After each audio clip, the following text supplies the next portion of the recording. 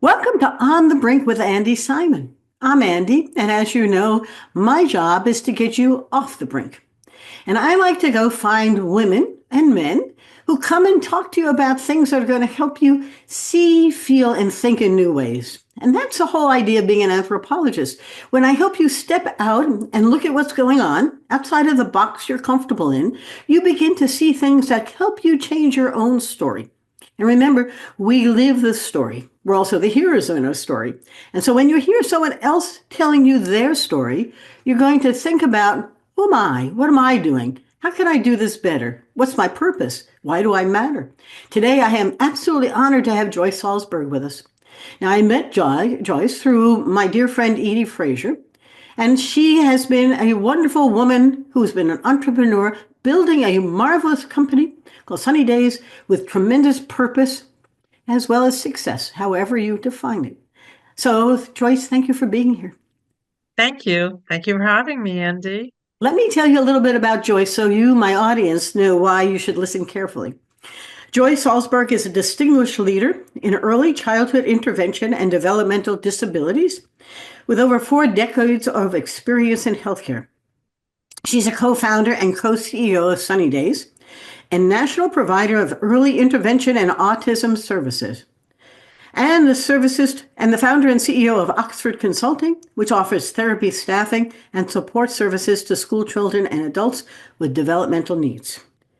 Now, her story is an interesting one, and she's going to tell you about it, but she shared with me before establishing Sunny Days in 1994.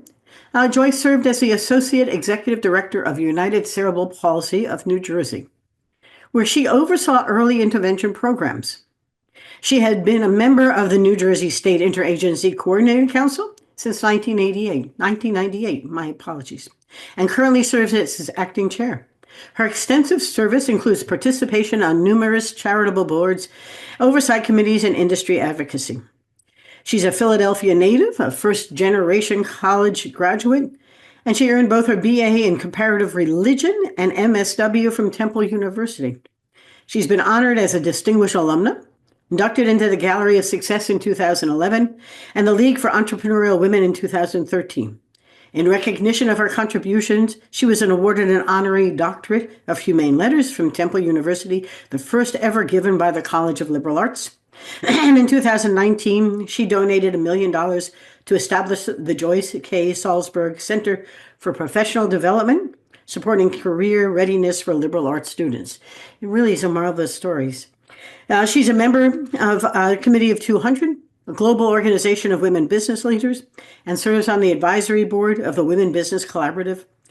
Her lifelong commitment to empowering children, families, and future professionals continues to shape the fields of healthcare, education, and social impact. And you should check out sunnydays.com. But you really need to listen to Joyce tell you about her story. It's full of twists and turns. And what I want us to get into today is, how do you start a business, sometimes after a cataclysmic moment, and then how do you grow it, and how do you get it to thrive and reinvent it and expand it and run it? It's not easy, and particularly when you are committed to doing things in a kind and purposeful way. Joyce, thanks. Thanks so much. Tell us about, Thank who is you. Joyce? What's your journey? Well, first of all, thank you for that wonderful introduction. Even I was impressed. Well, sometimes we don't know what we don't know, and and I think you've had a fabulous, just career and life, and it's wonderful to share it. So, share your own story, because when you tell it, it comes alive. When I tell it, Right. but you're really rich. Go ahead. Well, yeah, many people have told me I should write a book because my story is, I think, rather interesting, but it's rather interesting to me and maybe those around me, but hopefully it'll be interesting to you too. Andy mentioned a cataclysmic moment, and I think she was referring to when I was the Associate Executive Director of United Cerebral Palsy here in New Jersey. I live in New Jersey, and my business is actually headquartered in New Jersey. But anyway, unfortunately, after being with them for about 13 years, I was diagnosed with breast cancer. And and this is the interesting part of all that, which is it's rather sad. Nobody should be diagnosed with breast cancer, and hopefully we can conquer that. But I used to come to work with chemotherapy attached to me. I would be the last person radiated so that I would miss very little work because I had an important job. Anyway, after I was finished with radiation and chemotherapy, and I had had my surgery already, I was brought into the executive director's office to tell me that he made a bad mistake, and this is a life lesson too. Be aware of what people tell you and tuck it away, even if it's not important at the moment. That the premiums of their insurance, their medical insurance, were going up by 44%, and it was because of me because I have breast cancer. Okay, so I tucked that little factoid in my He head, actually and then told you that. yes, he did. It was a bad mistake on his part because I didn't know that, although I would have become aware of it eventually because I was aware of a lot of the financial things that were going on with the company. But about 10 months later, they brought me into his office again to say that my position was not no longer needed. So I was basically riffed, but I put the two and two together and decided it was because of the insurance premiums going up. And I had a very dear friend of mine who was a childhood friend who became a lawyer, and she said, Joyce, this is not right. You need to sue them. And I was just recovering from breast cancer. So I said, I don't know if I have the strength to do that. But she said, you don't have a choice. You have to sue them. And so I did sue them. And it made national news because they're obviously a company that is there to provide services to the developmentally disabled. It was just after ADA was passed, Americans with Disabilities Act, and I didn't know that it covered people who are survivors of cancer or going through cancer. So that was a big no-no to fire somebody who is covered by the ADA. And so the suit went on for I would say about 2.5 years. But we had a very good case. Eventually, I will tell you, it was settled. But it brought some very bad publicity to United Cerebral Palsy because of firing me. And it was all over the New York news, the Philadelphia news, and it was in the New York Times. It was all over the place. And I was glad it was because, and I'm glad I'm bringing this up now because I want to make people aware that the board of directors of United Cerebral Palsy were all men. And I think if there had been some women on the board, I don't think this would have happened because I think they would have had a lot more empathy for a woman going through this and coming to work with chemotherapy attached to her and everything. But anyway, as I said to Andy earlier, I'm a believer that things happen for a reason. So while we helped a lot of people through United Cerebral Palsy, I do believe that Sunny Days, the company that I co-founded, has over the years provided way more services than United Cerebral Palsy ever did. So I think that there was a higher order for me to go out and develop my own company and provide services for the developmentally disabled. But you didn't simply mimic the Cerebral Palsy Foundation. And I think that's real important because this wasn't simply a do-over in a different fashion. I'm angry at you, so I'll do it better. This is a whole different approach that you brought to the market to help people who really needed it in a different way. It wasn't supporters, it was a whole different training and development in autism. I mean, you have a much bigger scope to what you did. Am I right? Yes, and I'm not going to be modest because my company started in 1994. And because we didn't have bricks and mortar, it started in the basement of my house. And I had a business partner who I brought in around 10 months after I started the company. And basically we had professionals, physical therapists, occupational therapists, speech therapists, who went out and provided services in the children's homes. Now, the reason I'm not going to be modest is because we actually were pioneers in doing that. The law, I don't know if any of you are familiar with IDEA, Individuals with Disabilities Education Act. It's basically an act that entitles disabled children to get an education, the same as any typical child would get an education. Um, so anyway, we decided to hire these professionals to go out into the home. Well, that was 1994. In 1998, IDEA, Individuals with Disabilities Education Act, was reauthorized by Congress. And lo and behold, they decided that these type of services for babies and toddlers who are developmentally disabled must receive their services in the child's home or what they call a natural environment, which might be a child care center, a hospital, if they are in a hospital.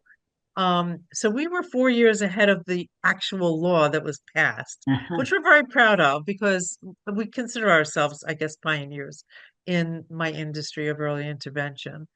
And it kind of just grew from that. We started getting cases right away. But I'm going to say that I wouldn't have gotten any cases if it hadn't been for me networking or people having respect for the work that I did at United Cerebral Palsy. I ran all the programs for them, and they were well run. They provided a lot of wonderful services for the developmentally disabled, and they were very upset about me having been riffed from United Cerebral Palsy. So they decided to help me out basically, and to start referring clients to my company. And at the same time, as Andi mentioned, I started Oxford Consulting, which provided the same type of services, but to schools. And it was started out just here in New Jersey. And by the way, both of the companies started in New Jersey, but there's a little story to that too. After about 2 or 3 years providing services in Jersey, we decided to try to expand. I'm from Philadelphia originally. You might detect a little bit of a Philadelphia accent. Um, but anyway, we decided we were going to expand into Pennsylvania since that was my home state. And we took a lot of meetings and we did get started providing early intervention in Pennsylvania. And we still do provide services to Philadelphia and the surrounding counties of Philadelphia. Then my business partner was from New York, so she said, "Well, let's look into New York. Maybe we can go into New York and provide the same type of services." And let me tell you, we took some very stressful meetings there. Our New Yorkers are no slouches, as you know, and they don't pull any punches. And they really put us through the ringer with a lot of questions, but we did very well. And my son actually became the director of our New York program, and he still is after all these years, because that started in, I think that was year 2000. We Mhm. started in New York. We started in Pennsylvania in, I think it was 1998. So 2 years later, we went into New York, and we cover all five boroughs. We do cover Westchester County. We cover Orange County, Dutchess County, Ulster County. So we started moving on up in upstate New York as well. But then I have cousins, first cousins who live in California, and they call me Joycey. So they said, Joycey, why don't you try to open your business here in California so we could see you more often? So I said, well, I never really thought about it, but hey, it's a thought. So on a lark, I just started trying to figure out how to do that, getting in touch with people, networking with people in California. And I did take some very tough meetings out in California. But we did get started in San Diego and in San Bernardino, which is the largest county in the United States. I don't know if you know that, but it's Wow. it's huge. It borders Arizona. It borders, I think, Mexico as well. It's huge. But anyway, we started in both of those counties, and we are still there to this day. We cover the entire state of California. We do a lot of work out there. And so does Oxford. Oxford covers the entire state with schools and charter schools and so on. Now, can you tell? And Well, yeah, go ahead. I'm in awe. You want to be modest, but you are truly extraordinary. When you grow, I'm married to a serial entrepreneur, so we've lived many evenings wandering around the house trying to figure out things. You Hmm. make it sound like, oh, I'm just going to drop into New York. Oh, I'm going to drop into California. Let's be honest. Um, and bad meetings are challenging meetings. It's true. But here you're hiring people, you're placing people. You need to be sure that they're doing the right things. This is a whole lot of process development and Mhm. Yeah. belts and suspenders, because this isn't casual. This is really, it's not a product. This is a transformation of people's lives. How do you do that? I mean, how do you make sure it is what you're promising?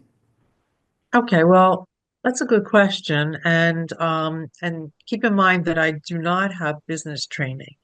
I'm a clinical social worker by background. I used to do some therapy besides working at United Cerebral Palsy and but I think there was very good training in running programs because you have to look at a spreadsheet, you have to figure out how many people that you should be hiring without going over your budget. I was used to looking at budgets and making sure that I stayed within a budget. I was used to dealing with governmental entities because early intervention is an entitlement and it is a highly regulated business. So I was used to following the rules and regs and codes and I don't know that I would have been successful if I hadn't been used to doing those kind of Yep. things because it is very intricate starting a new business, as you probably know, Andy. You have to get all the things lined up. Those are your executive skills. And I don't mean just being an executive. I mean, being able to talk to people, being able to look at a spreadsheet, being able to, I was the chief interviewer. I was the recruiter for many, many years. I would stay up. My kids were in college when I started this, and my son didn't really like it, but I was up till the wee hours of the morning cranking out contracts for practitioners, cranking out contracts for schools. God knows what I was doing, but he would be coming home on his breaks with his friends at 2 o'clock in the morning. And there I was in my office. What are you doing, Mom? Why are you up? But when you're starting a business, it's what I call the grunt years. You have to know what you're doing. You're kind of learning as you're going. Yes. But as I said, being a program director for so many years, an associate executive director, be overseeing other program directors gave me a lot of good experience. Plus, I can't emphasize enough the networking of with people who know more than you do. I think that's a skill to know that I don't understand technology. That's not my wheelhouse. So I need to be in touch with somebody who really could help me with technology. I'm not an accountant, so I need to get an outside accountant to help me with my finances. I knew a lot about the actual direct services, though, because my mentor was a physical therapist, and she became the dean of the physical therapy program at what was then UMDNJ, which is now owned by Rutgers. So it's Mhm. Rutgers. Rutgers still has a very prominent physical therapy program, which, by the way, she's still the dean of. And she's 10 years older than I am. So God bless her. She still does this. She's my hero. I But can anyway, see why, but you needed a role model who gave you yes, yes, the wisdom absolutely. and the modeling to do it. Hmm. But the reason I asked you that is that we're going to talk a little bit more about how do you keep the purpose in the forefront. But this isn't about just being interested in doing good for other people. You got to run a business, and it requires some weeds before you get the trees and everything else to begin to shine. Because if not, forget the quit the mixed metaphor. But if not, it can go astray as you do good things and no one gets paid. The money doesn't come through. You're out of regulation. I mean, it's all in the details. Hmm. And so it's important to be aware if you're going to grow your business that you get into the weeds enough to know what's going on. I mean, that accountant has to be doing the right things at the right time. And if you don't know your numbers, you can have a really weird accountant doing weird things. Oh, absolutely. Yeah. Well, I will tell you that the beginning years of our business were tough because we were showing keep in mind, and I already explained the history of early intervention in our country. It's not just New Jersey or New York or wherever we are. It's all over the country. All 50 states do participate in what we call Part C of IDEA. So they do get federal money to help provide these services to children, but the other pieces is funded through the state or the county or whatever. each state funds it a little bit differently. And I'm going to bring us up to present before I go backward again. That's why Medicaid is so important to us right now. And I was Edie had me come to Washington, and I did get a chance to talk to Cory Booker about Medicaid because we're really concerned about if that goes down the drain. 35% of the children who receive services in New Jersey are on Medicaid, and 60% in New York are on Medicaid that receive services. So I don't know what in the world is going to happen. But I'm going to go back to the beginning years of Sunny Days, where, as I said, we were pioneers for 4 years before the law changed to natural environment. We were providing services in the child's natural environment. And let me tell you, our competitors, and I will call them competitors, they did not like that there was a Sunny Days around because they all ran center-based programs. Uh-huh. And they could almost see the law was going to be changing to natural environment. And we were showing them or proving that it can be done because they were always saying, oh, you can't go into the child's home and provide service. That's not, that's just not something that we can do. Where are you going to get people to go into the child's home? Well, we were already doing it. Yeah. The practitioners were happy to go into the child's home because you were working directly with the parent or the guardian or the caregiver, whoever was there, to work with the child. And our purpose is to work really with whoever is there with the child, if it's a grandparent, a nanny, whoever it is, to help train them how to work with the child, to move them along developmentally so that they can reach their milestones and Mhm. hopefully not have to receive services as they get older and go into the school system. And one of our selling points, I would say, is that we can save, and what is called Part B of that same law, IDEA, a lot of money if we can get the child early and help them reach their milestones early on. And we know that 0 to 3 is a very important part of a child's development. If we can get them then and get them up and walking or cognitively, able to understand, speech and get them speaking, um, we're doing a wonderful thing. And it's still, I get stories all the time. I just got something emailed to me about a parent who wrote an email thanking our practitioners for what they did and how wonderful they were in training them to do what they had to do and how their child is thriving right now. And I still get choked up about that because I know. that's what we're there for. That's I right. mean, that is the purpose of our business. And as you mentioned before, I'm the acting chair the SICC is a governor appointed council to advise and assist the lead agency. Every state has a lead agency for early intervention. Ours in New Jersey is Department of Health. In New York, it is as well. Um, and I'm there, I'm a representative. I'm from Sunny Days, but I never forget that I'm there representing all programs in New Jersey. My voice is heard to replicate all the stresses, the accomplishments, whatever it is that we want to tell the Department of Health. This is why we're here. This is what we need to make it better. This is what we need to have a quality program. And of course, we're there to tell them we need more funds as well. So we're big advocates, but we also examine the system very carefully to see what can be done better and in a more economical, but never forgetting why we're there. We are there for the children and their families. And I think that's a really important purpose. I mean, that's why I'm there. Do you take this beyond their early childhood, or does it end at a particular age, or do you handle adults or anything in that? I mean, what happens with a child when they grow older? Well, that's a good question. And as I mentioned, Part B of that law, once a child turns 3, and this is in most states, they age out of early intervention because it's a program for 0 to 3. Okay, so when they turn 3, the local school district is supposed to take over, and they have what is called an IEP. Some people who are watching this, who will watch this, know what that an individualized education plan.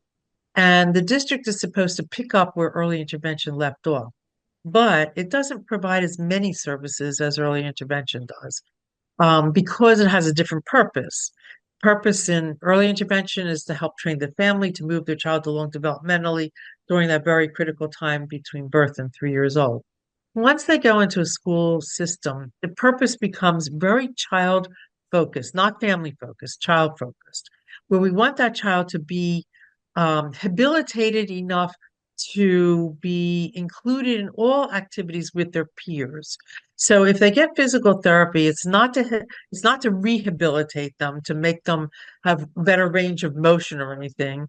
It's really to help them navigate a hallway, help them go up and down stairs so they can go to their classroom, help them to skip and run and throw a ball, whatever they might be doing with their peers. Yeah. So that the purpose is very different. So my other company, Oxford Consulting, kind of picks up where early intervention ends up. If we're contracted by a school district, we do provide physical therapy, occupational therapy, speech therapy, um, for children, but we also provide services for adults as well. Many of the adults go through a program here in New Jersey, and there are similar ones in all states, really. It's called the Division of Developmental Disabilities. And they do kind of give like a it's like a block grant where they give money to families to use for their child, their adult child who may still need services after they turn 21. Because once you're 21, you age out of the school altogether. Yeah. And then you're an adult and either you're working or just receiving services at home. But anyway, there's money for families to provide physical therapy for those adults, or occupational or speech therapy or nursing services. And so my other company does that with adults, but only right now in New Jersey. Now, as you've given us the past so beautifully, the future is fragile. But from the market, is demand accelerating? Are there more children in need? Are they, I mean, is there something in the market that is becoming a driver for, "Hey, we have to do this more efficiently, or we have to use different tools, or AI is going to help us in new ways, or robots are going to be supportive"? What do you see coming next? Assuming we can sustain our funding and that becomes Exactly. critical, right? Yeah, well, funding is critical. And I can tell you, I'll start with that we're in a very tenuous position right now with all early intervention because of Medicaid being, you know, possibly disrupted, if not taken away entirely. And as I mentioned already, there are a lot of children that are on Medicaid in New Jersey, New York. We serve Oklahoma, California, Delaware, Pennsylvania. Um, but I can tell you that Governor Murphy and Governor Hochul are not very friendly to early intervention. They are not putting any increases into the program. And the way it exists right now, it cannot sustain itself the way it is. So Mm. right now I see a bleak future for early intervention. I hate to say that. Because what's happening is that I don't have to tell you the cost of living goes up every year. We haven't gotten any increases in New York in many, many years. Governor Cuomo was not a friend to early intervention either. And so we have practitioners who are demanding a certain amount of money to provide those services to go into the children's homes. And we're competing with schools, we're competing with hospitals, with nursing homes, with sports medicine, who all pay them more than we can pay them in early intervention. Yep. So it's very, very difficult to get really well qualified practitioners to be out there providing those services. So I'm not sure and I go to many meetings about this. Nobody is sure what the future is going to be in this industry, unfortunately. It's really a little frightening right now, I can tell you that. Yes. Well, and I'm sure it's terrifying for parents who then are going to have to figure out what to do in a different fashion. Um, Hmm. it is, and I don't want to suggest that the parents are going to have to be their own therapist and begin to develop skills to do that, or No. it's This is going to be because if you don't, then these children are going to be at the mercy of the state to support them anyhow, one way or another. Yeah, that's what I don't understand. Why not? Why, disrupt a program that has proven itself time and time again to, provide these needed services for children and their families, and yet not put money into it. This is not part of fraud, waste, and abuse. I'm sorry. This is a very purposeful program that will eventually save all the state's money, save them federal funds as well. Yeah. If we can Yes. get them early, if we can get these kids early, we can eventually save money and as they get older and even into adulthood because we can keep working with them. In I some ways, I think that it's time for a very wealthy country to take responsibility and care for those who are less fortunate, however you define that. But um, my daughter's a special ed teacher, and she said it's hard to imagine children who simply can't learn the way you and I might. And there are Mhm. lots and lots of them. And she said, and the biggest problem is teaching the parents how to teach the children. So the work I do Right, all day gets reinforced when they go home. right, right. And it's Yeah. complicated. And she says, and I see a different world than my other teachers here see. And it's as if we're living in two different countries. Um, Right, I know. it's uh, It's I don't know how to, say it any clearer that we have a big problem on our hands right now with I don't want to get political, but our government needs to look closer to the whole community of the disabled yes. and to do the right by them. And you asked, is this growing? Yes, we have a growing population of children with autism. Oh, There's no doubt about it. Um, and here in New Jersey, we seem to have a very high preponderance of it. And the problem with all of that is that uh, nobody knows what causes autism. I don't no. care what, our government says. Nobody really knows what causes autism, and nobody knows how to cure it. Mhm. So we have, as the years go by, we have more and more children that are Yes. presenting with Yeah. autism. So unfortunately, it's a big business, and people Yes. have figured out how to make Yes. money off of it. But Parents who can it's pay. Uh, yes, and yes. insurance Right. insurance has to pay now. There have been, laws around that they have to pay for, services for kids with autism. I hope that that doesn't go away. But this is a big problem. Yes, it is. Equally a problem of why it's developed in the markets and where it's at.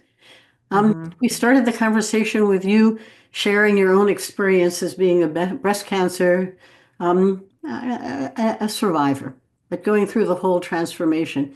And you devote yourself to helping parents and children find a way to thrive in very difficult situations and times. Um, Hmm. for yourself, you're going to train your successors and the next generation of folks to do this. It's a difficult challenge because when nothing is certain, nothing is ever certain, Right. except for the fact that the need is going to be there. Any thoughts to share about how I don't know, it's not an exit strategy, but it is a purposeful path through our lives. Any thoughts? Well, keep in mind that my business is a family business, actually. As I mentioned, my son does run New York. Um, my daughter works she's a special educator also. She used to go see the kids directly in their homes, but she has a very compromised immune system. So now she just works in the office for us. My business partner's son-in-law runs Pennsylvania and Delaware. And I used to have a relative who ran California, but he left the business to do his own he's a counselor, so he does his own counseling. So we have somebody that I work with for many years in New Jersey running California right now, and it's great. um is there a succession plan? Yes, I think that I kid around that they're gonna find me dead at my desk one day, because Um, I'm always a working. And long time from now, oh, well, many years to go. let's hope. But as it stands right now, we do have things in place in writing and everything, and that my son and my business partner's son-in-law will take over business. So that's kind of our succession plan. But we have a total of 15 directors who all know what the heck they're doing, and we have a tech director, we have Yeah. a training, we do a lot of trainings, and we have obviously program directors, we have a CFO, a COO, we have our C-suite in place, and Yeah. should something, terrible happen, I think the company will continue to survive and hopefully thrive because I think they all know what they're doing. The reason I asked is that the this is about Joyce. I loved your cousins calling you Joycey. I thought it was Yeah, cute, but I but like that. It's kind of endearing. it is. But on the other hand, it really is about Joyce caring about the people who both work with you and the people who you care for. And none of this, for those who are watching, if you're building a business and it matters, that's what purpose is about. It's not about I, it's about we. It's not about me, it's about others. And while we do it, and Joyce said modestly, this is an amazing business, helping many, many, many people in all parts of the country in ways it's quite innovative and dependent on others to sustain itself. But she's also planning for the next generation to build it and sustain it so that her purpose matters in the future. And I do think this is something to pay attention to because it's bigger than just me. It's about something bigger than just myself. Am I right? Right. Yes, and that brings me to a different thought, which is one of the reasons you mentioned that I did donate a large amount of money to Yes. my alma mater, Temple University, and they graciously named basically a career center after me because I come from very modest means. And my father was a bus mechanic in Philadelphia. My mother was a stay-at-home mother, basically wife and mother. And I grew up, I would describe it as being poor, like on the edge of poverty, real poverty. Um, and I only applied to one university. That was Temple University. It was the university of basically of our city of Philadelphia. It was the college that everybody kind of applied to. Even though I graduated in the top 10 of my class, I probably could have applied to Penn and maybe and probably gotten in. I don't know. But in any case, I went to Temple and I'm not sorry. I think I got a great education there, which is why I wanted to donate money to my alma mater. And I think it's important if you're in a career where you happen, and it's a byproduct basically of making money and some wealth from the thing that you love, why not, help others to do the same? I'm a first generation college grad. A lot of the students at Temple University are similar to me. They're first generation college, students. And I have some scholarships set up for women in at Temple who are single parents, and that was important to me. Um, and the Career Center, of course, gives lots of advice as to how to get an internship. And by the way, my company does offer internships for Temple and for other students as well. But I feel like it's important to give back Yes. to society. If you've been successful, and as you said, however you define success, it's not always by money. Um, I think it's important to give back to society. Then you've done your job as a human being, to do better for our country, for the whole society in general. I'm with you. I think that giving, what does Edie say? Give your living, do your giving while you're living. And Yes, that's right. Yeah. she's right. Mhm. However you define that, you find that you get elevated by it as well as the people or other programs Right. who you do for. Hmm. And my husband and I had a program at Washington University called the Simon Initiative in Entrepreneurship. After he sold his business, he said, "What can I give to help other Yes. entrepreneurs, Hmm. particularly women Hmm. entrepreneurs?" But Hmm. he was a guy, and it was a team, and he took his business from zero to 100 million, and how can others do the same? And Hmm. um, Yeah. and it doesn't come because it's just not a solo motion. It is a real devotion, and it Hmm. takes you to Hmm. places that are Yeah. really special. This has been wonderful. Yeah. Let's wrap ourselves up because I am enjoying it. I'm truly honored that you shared with us. One or two Yeah. things that My you want pleasure. our audience not to forget. They often remember the end better. Some Joyce wisdoms. Well, as I mentioned before, I think that for women entrepreneurs or women in business, not just entrepreneurs, I think that networking, I always say that is really, really important. Um, you never know who you might be meeting up with. It's important to just reach out and try to start a conversation. That person may be able to network you with somebody else. And I have found that extremely, extremely helpful in my life. But something else that you mentioned before that I did have a mentor. I mentioned her name is Alma Marians, and um, she had a belief in me that I didn't realize myself. And that's what I always tell people. If people tell you something about yourself, really take it to heart because you may not recognize it yourself. Didn't. I really didn't. Hmm. And I think, maybe I do have some leadership skills that I didn't realize that I have. And so I think it's important if somebody compliments you or says, you're really a good speaker, or you're a really, people really listen to you and you seem to be you're really knowledgeable about your field of work, really take that to heart and absorb it and then use it for good purpose.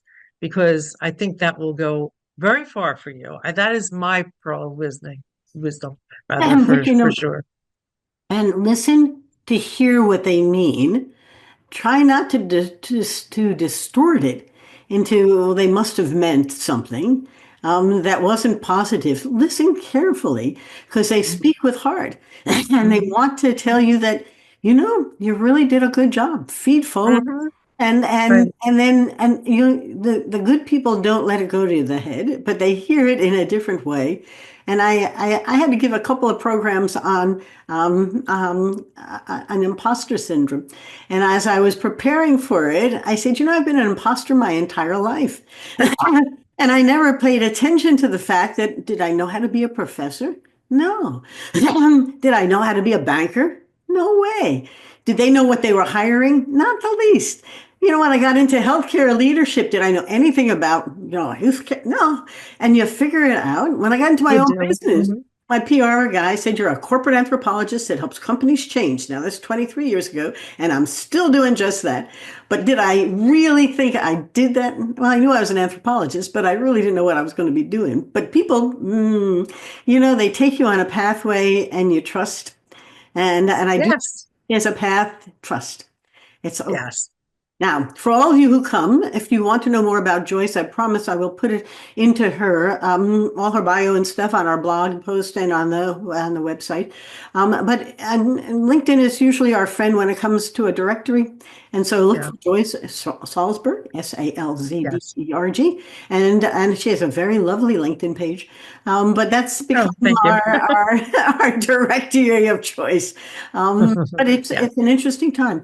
And I have a hunch she would be a marvelous speaker for your organization or to, team up with a group of women entrepreneurs looking to become comfortable with being on the road there. Entrepreneurship is very much on a lonely road and you need others to grow with. So it's been Mm. fun.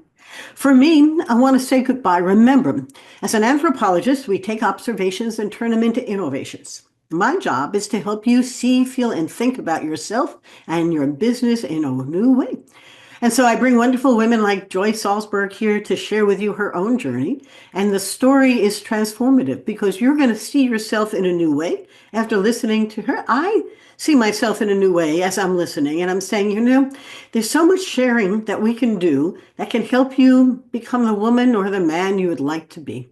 My books are all on Amazon. On the Brink, it's about how anthropology helps your business grow. Rethink is about women who smash the myths of women in business, like Joyce. And our newest book, Women Mean Business, has Joyce in there, of 102 women sharing their wisdom. It's so much fun to share. I promise you those books are full of wisdom for you. You send me your emails at info@simonassociates.net, and I'm all ready to hear from you. You bring me great people to meet with. I'm going to say goodbye. Thank you, Joyce. Thank you so much for being here today. Thank you. It's been my pleasure. Thank you, Andi.